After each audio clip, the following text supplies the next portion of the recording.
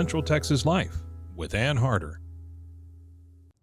Hello, everybody, and welcome to Central Texas Life, the podcast. I'm Ann Harder, and I am so happy to introduce you to Christi Proctor Hurst, who, if you remember Trading Spaces, which I do, that was coming on 22 years ago, though. Has it been that long? It has been a long, well, now I don't know exactly when you were on it, because it was on quite a while. Yeah, it was on. They started the show, I think, in 2000. Right.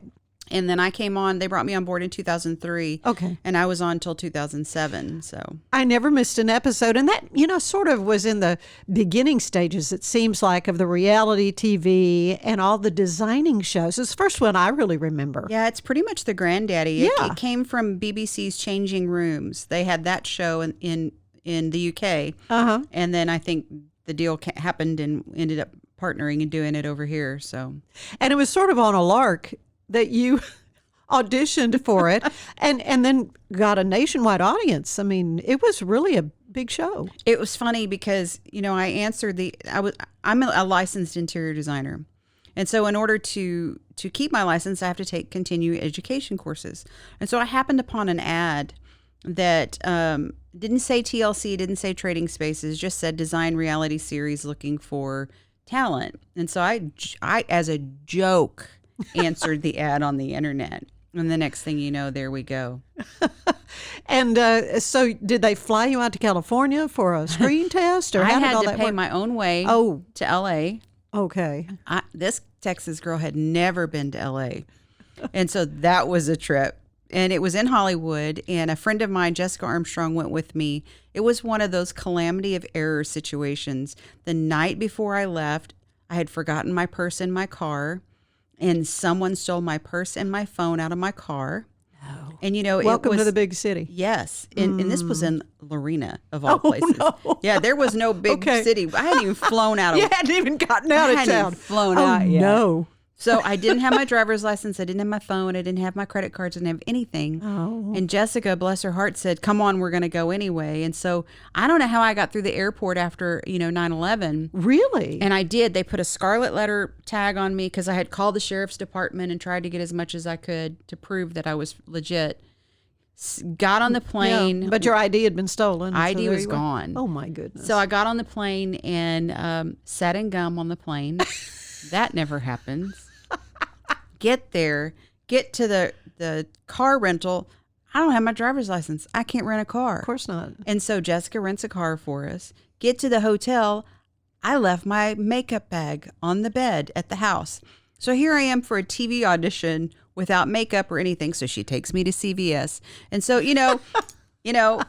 irregardless of what happened, I made it through. Yeah. And they hired me.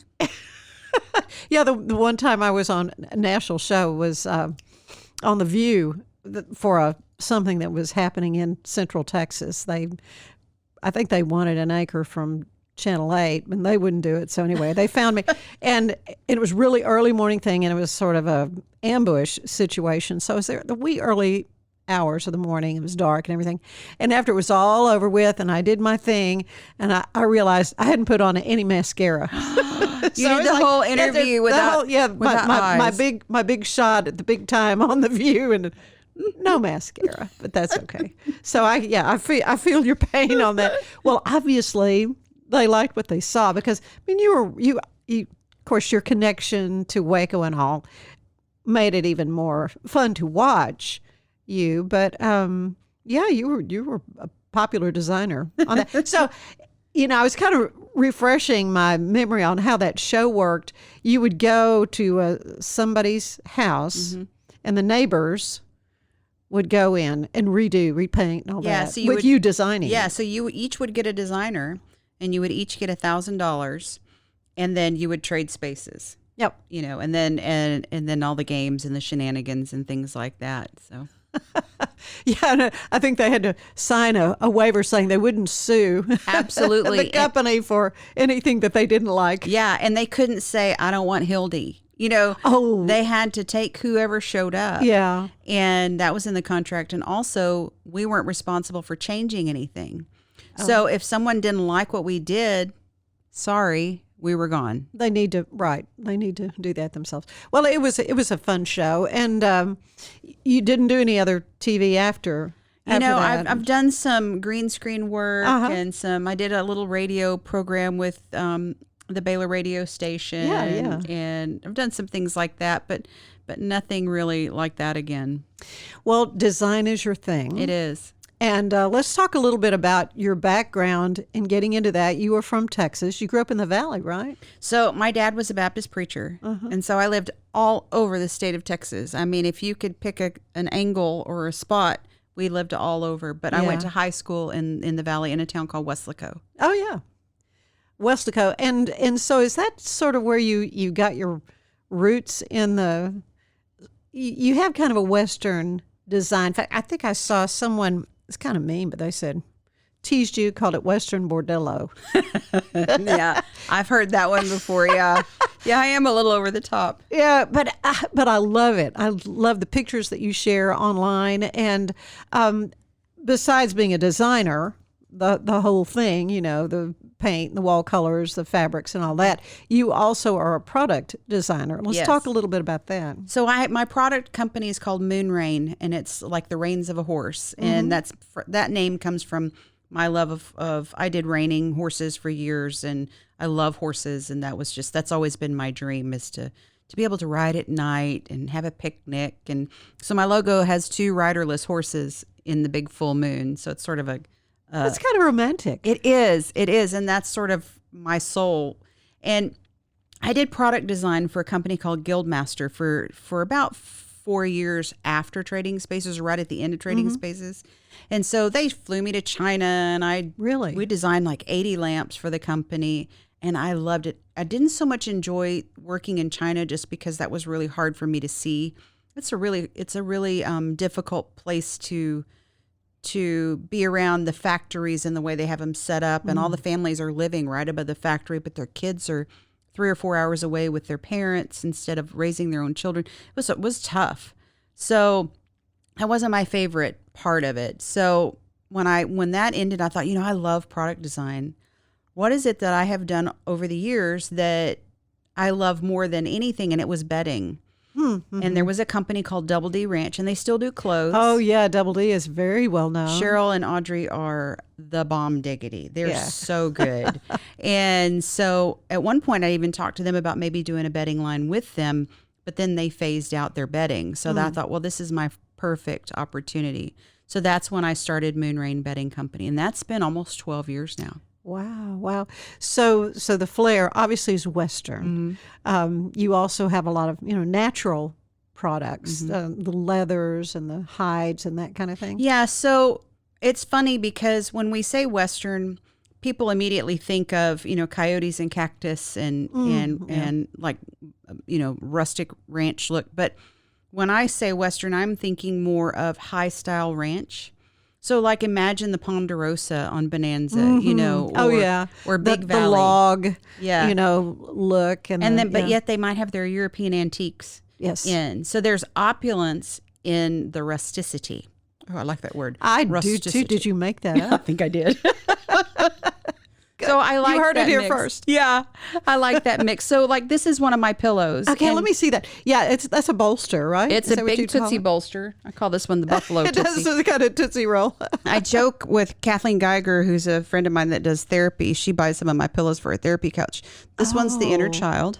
Because it's big you enough. just cuddle it. Yeah, it's a big cuddle. But the silk velvet is my best seller, and my bedspreads, 95% of what I sell is this silk velvet. So it doesn't have to be Western. Yeah. It can be anything you want. French to it's because I make it. Well, and laces are very Western too. Yeah. I think Victorian and vintage florals. Florals go with that as well. So we're seeing a lot of women now doing the sort of modern West look. So we're getting some chic modern look in, especially in design, maybe a mid-mod piece with a Western fabric or a cowhide on it. We're seeing a lot of that too. Interesting kind of juxtaposition Good word. of those. Another good word. styles. That's another good word. Well, there's a lot of mid-century, houses and so forth. I know in Central Texas. So what's the process? Somebody calls you and says, I want to redo my bedroom. Mm-hmm. So how do you go about helping them? That's a great question, and I'm glad you asked me that because it's one I get every day. Mm-hmm. So a lot of my stuff is on my Instagram, which is at Moonrain, just one word. And so they'll go through and they'll pull pictures and they'll send me a question. Hey, how do I buy this? Well, a lot of times because you're buying a custom product, it's not inexpensive. It's up there. Yeah. So I always offer some time of mine in the package. So if someone will send me a picture of their bed or their bedroom, then I can do, I jokingly, you know what a flat Stanley is? The little Where's Waldo? Oh, yeah. And people have the little picture of Flat Stanley and you have to find him. So to me, it's like a paper doll. So I do a cutout kind of image because I wasn't raised in the time of CAD design and SketchUp and Revit and all the fancy programs you see on TV. Mm-hmm. So I do my own thing. Right. And it's sort of sort of like a paper doll, and I can superimpose that on top of their bedroom to kind of give them an idea of what it looks like. Oh, that's good, though. And so I'll put that package together for them. So, and that could be just totally changing the colors. Absolutely. It can go just the bedding, and we could do the whole room. Yeah. And I've got several of those going right now. And ironically, a lot of my clients are out of town. And so I can't even go to the room. So we do it online. Right. And with the technology we have now, that it's easy. Yeah, that does make it easy. And so I'm sure you've got contractors, people that you know all over that you trust. I do. And sometimes I have people that come to me and say, hey, I have a contractor. Mm-hmm. Can you put the package together? Yeah. And so that's even easier. Very good.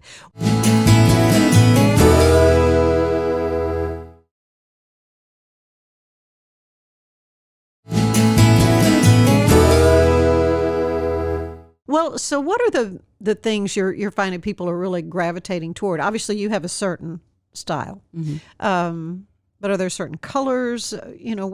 What are folks looking at now? So with everything going on, and it's funny to watch the phases. The black and the white and everything. Yeah, we're seeing color come back. Yeah, because seemed like a long time everything was pale gray. Mm-hmm. A lot of gray, lots of gray, and a lot of black and white. Maybe a little pop of color, but so yeah, you're a color girl. I am. But like I've got a set right now that we're working on for a photo shoot for a magazine where it's all creams and blacks, and it's got a touch of gray and a touch of forest green. Ooh, and it's really pretty. That sounds restful. It is, and I'm glad you said that because see, to me that's a big deal. Sure. Your bedroom should be your sanctuary. It should be where it makes you happy, comfortable, restful, whatever you want it to be. Yeah. So maybe what if a client though really doesn't have a good handle on what they like, or if it's a couple, you've always got to figure out what's the guy going to be interested in, and feel comfortable. And that's got to be a little bit tricky sometimes. It is. A lot of times people don't realize they have a style until they have figured it out with you. I've got a lady right now that she said, well, I really don't know what I want. But then I'll send her something. She'll go, no. She knows she doesn't like that. And so I love it when people go on Pinterest and make if you're in the know on stuff like that, Pinterest has boards that you can create. And then you can go in Pinterest and you can search, okay, I want to search blue couches. And it'll give you all these ideas, or rooms with blue paint, or a country kitchen, or whatever it is you're thinking. And then you get inspiration and you tag those pictures and it puts them in a folder for you. Oh, so you can go back and... Yeah, you can go back and you can share that folder with me. And I can go, okay, I'm seeing what you're cooking here. And if you'll put notes, okay, I like this room. I don't like the whole room, but I love that chair. It makes my life a lot easier. Yeah, absolutely. Pinterest, really, there can be so many wonderful ideas. My one foray into doing something style-wise, I had inherited quite a few evening bags. Oh, wow. And in my little dressing area, I had seen somewhere where they had just hung them on the wall. Yeah. And so I hung all my. I think I saw your picture. Did you see it? Yeah, it looks got good. it got a lot of hits. And then help going through some things. I found some more bags, so I've still got a few I need to add. But you've got room to it. that you can put it around. Yeah, and it kind of made that area ironically seem bigger. Yeah. Having all those things on the wall. I can't explain why it seemed like that. It's anyway. But right there, you just pinpointed the best way to design, because so many times I've been asked to do spec houses. Well, there's no person. Right. There's no human attached. So it's really, there's no personality. There's no heart and soul of that person to design for. Mm-hmm. And so when someone like you has a collection that's special, and that right there can open the door to everything design wise. It's personal. It's the only way, the best way to do things. So I love that you did that. Okay, is there I mean, when we bought our house, it was 13 years old, and I like the colors. Mm-hmm. I'm not, but do you get to a point where it's like you really need to change the colors from the Only if golds and the. Yeah, only if it doesn't make you happy. Okay. Because Right. that's basically, that's Yeah. the point, right? Mm-hmm. Because who's going to be walking around taking magazine pictures of your house all the time? Yeah, nobody. You got to live in it. And if it fits you, then it's perfect. Good. Very good. Let's talk a little bit more, though, about your raining. Okay. Because I was really interested in reading about that being a horsewoman is something you'd always wanted to do. Did you not grow up around horses? No, Dad being a pastor, we Yeah, always you were moving a lot. we were moving a lot, and we always lived in the church parsonage. So we never had our own home. And so I joke, if my mother was still around, she'd go, it seemed like I always found the boys that had horses growing up in middle school or elementary school. And if they liked me, they'd invite me out to ride. And so I was like the boys that had the horses. So that's how I got, we'd go ride. And it was fun. And Did you take lessons, or did you just sort of learn as you went along? So I just sort of played as I went along. And then when I got on the road with Trading Spaces, it sort of changed some things for me. And I thought, you know what? Because I was around 40. I thought, if I don't do this now, I will never do it. I wasn't 40 yet, but I was getting close. And I thought, okay, so I have a friend in Lorena, Mary Bauer, who actually does lessons and things. And she said, okay, I'll help you find a horse. So we went together, shopped, and I started to learn how to ride with my first horse. It was hard because, of course, I picked the most difficult riding sport on the planet. So I'm not really familiar with reining. What does that mean? So reining is you and the horse in the arena, and you run patterns. Sometimes we call it dressage in the Western world. Right. Oh, okay. So you're running a pattern, and it is... Are you jumping over things? No, thank you, Lord, no, because I think my horse has no business off the ground. All 4 feet Yeah. on the ground. Yeah, but you're doing figure eights, you're doing sliding stops, you're doing spins in place. And so it's patterns, and I forget how many patterns there are because I've been out of it for about 4 or 5 years, or actually 6 years now. But it's the rule book talks about the horse being willingly guided. Mm-hmm. So, but you have to be able to control that horse with just your legs, your seat, or maybe just a little movement. The judge doesn't want to see what you're doing to tell that horse to do what he's doing. So the more you can do it subtly between you, it's like a 50-50 with you and the horse. Yeah. And of course, I guess just the more practice you have with the animal, they learn. They do. And also I had a trainer. So I had someone to say, okay, Christi, because most of the time you're getting a horse that's smarter than you in the sport. So that's just the way it is unless you're a trainer. They are smart. They are. And they really figure are. out your personality too. Yeah. And after time, they'll go, oh, I can get away with this. And so they'll do things that you can't fix. So there's that too. So you actually went to competitions. I did. That is just fascinating. I tell you, one of my best selling products on Moonrain are my buckle pillows. So if you win a buckle, I've got pillows made out of stuff like this or cowhide or whatever that I have an attachment that you can put on your buckle.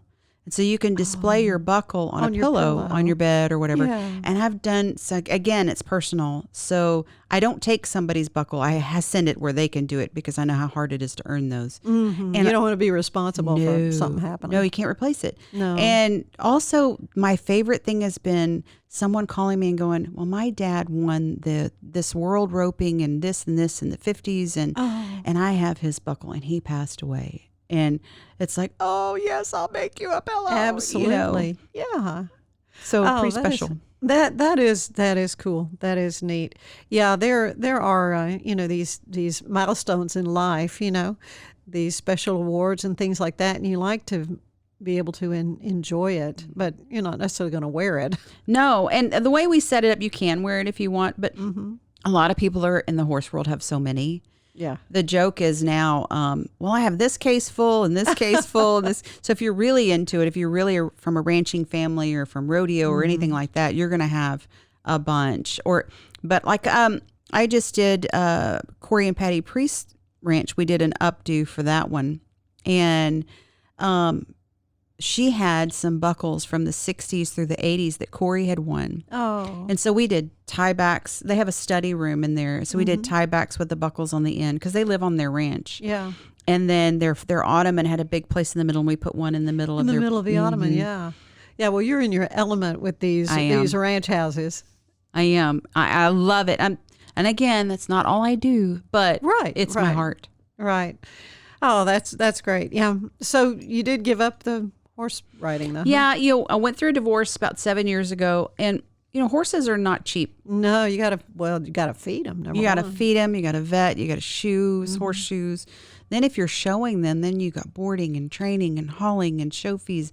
It adds up really fast. Not to mention the price for the horse if you're competing. Sure. So I put that. I think that horse paid off a credit card when I sold him. When you sold, yeah. But one day I'm going to get back. I keep my saddle right next to my desk. Mm-hmm. That's your motivation. That's my motivation, and I'm going to get back into it one day. Mm-hmm. Well, now you've got some other changes as well with your business. Mm-hmm. You've been in downtown Waco and 7 years. Yeah, but you're moving out west. Young lady. Yeah, out west, young lady. So we've had some things that we had wanted to do didn't work out. And so we're in a transition period right now. We went ahead and closed the store downtown. And we're kind of in limbo. We're still working, but we're not working out of the boutique location. Mm-hmm. But in the meantime, we're going to move in May out to there's some warehouses on Franklin that are kind of fun. They're in front of the Dupuis Oxygen Tin Man. Right, that big, the big metal guy painted like a woodcracker. Nutcracker, what's he called? Yeah. Yeah, it looks soldier. like it, yeah. Yeah, so they're right below that.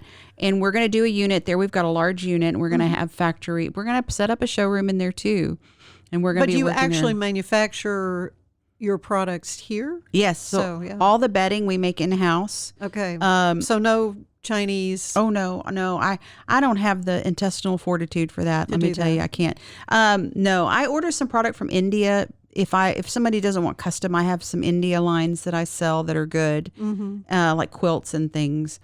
But so we make everything in-house. We do everything from draperies to bedding. The bedding is the big thing we make in-house.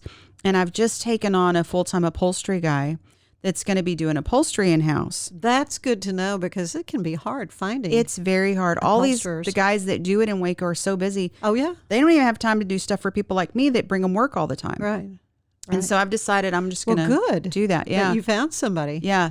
He's in training right now. We're pretty excited about it. I do a lot of rescues. So I take old pieces and I love to trick them out and do fun things. So we're going to have a line of those. We're upping the website so you can click and order things now more. And we're just going to, I'm simplifying my life, which we talked about about when you've got all these things going, sometimes you got to take that spot and slow it down. So we're consolidating everything into the Moonrain brand. Very good. We're not going to have Christi's shop anymore. Okay. But it's still going to be design, bedding, furniture, everything under one brand. Good. Well, if you had one suggestion, we were kind of coming out of winter, thank goodness. This has just been, I'm just so ready for spring. But you want to kind of freshen things up. What is a great way to do that? You know, just kind of spiff you don't necessarily want to spend $15,000 for doing a room, but there's easy things you can do. Changing pillows. That's a really easy one. There's a lot of fun rugs out there now that are not horribly expensive, that are easy to change. So, you know, it might be $1,000, but it's not a $5,000 rug, you know, Right. or it might be a $500 rug. Changing a rug, changing some accessories, especially, you know, back in the day, remember everybody put everything on top of their kitchen cabinets. oh, yes. Everything from chickens to roosters to ivy. I know. I just moved a rooster out. It's going to a garage sale. Yeah. I mean, when you can get to a point where you're not in love with those things anymore, yeah. you know, kind of cleaning that time thing to out go. it's, you know, or changing it out. Yeah, we're hearing a lot about this minimalistic kind of approach. And I get it. I get that we've got too much stuff. Oh, man. But, you know, it can also be very stark and cold, too. Exactly. So there's sort of a balance. My minimalist idea may not be the same as Exactly. Marie Kondo. Well, and not everybody can be Marie Kondo. No, that's for sure. Boy, I can't imagine being that organized. I don't even know what to think about that. That's got to be something tough to deal with. But I think you have to pick what works for you. Because and if I could tell anybody anything, don't try to fit everybody else's mold. Right. Be you. And because you're the one, as you said earlier, you're living there. It's you. You're not doing this for people online on your Facebook page or any of that kind of thing. Yeah. How many of us out there are actually influencers on social media? Not very many. There you go. Very few. But a lot of people want to be. Yeah. But not very many people really are. Oh, well, I love your style, though. I love to chat with you, and I like to end these little visits with a questionnaire. It's similar to the one the wonderful and now deceased James Lipton would use on Inside the Actor's Studio. Are you familiar with that? Yeah. Okay, so this is my version of it. What is your favorite word? Ooh.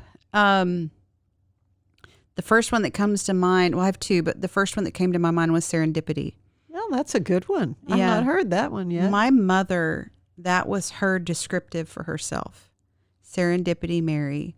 And it's just such a positive, you think of, it's serendipitous. It's like a fun happening, happy accident kind of thing, or a fun happening. That's a good one. And then the other one for me is kaleidoscope, because that's how my husband describes me.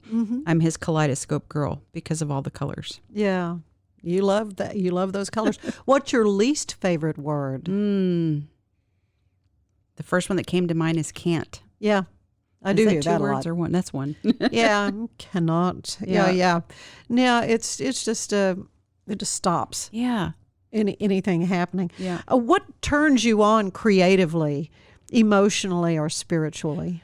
Oh gosh, that's 3 different things, right? Yeah, well, it is. Yeah. So of course, spiritually, my whole life revolves around that. I'm in a ministry. I've got 2 kind of ministry things I'm doing, and we have one of them is a women's prayer group, and so that's wonderful. That fires me up when we get together and the Lord's working in women's lives, and we see healing and changes, and it's so exciting. If you're talking creatively, Trisha works for me. We went to a place in Dallas. We were talking about color.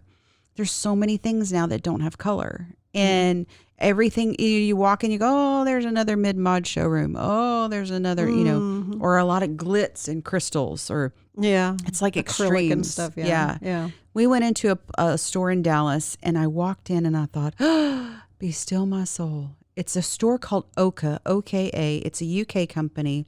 You walk in and they have deep green walls with pottery all over the walls and textures and things from different countries.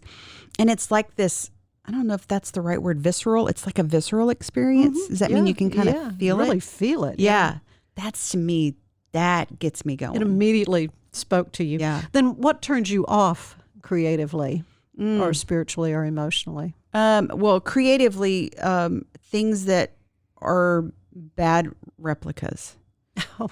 You know, so like Yeah, somebody, cheap imitation. yes, somebody says, "Oh, I have this Chippendale chair," and it's wood pile. You know, But you have to be so tactful. yeah, yeah. What sound do you love the most? Ooh, besides my child's laughter, Yeah. I love this. Here we go, horses.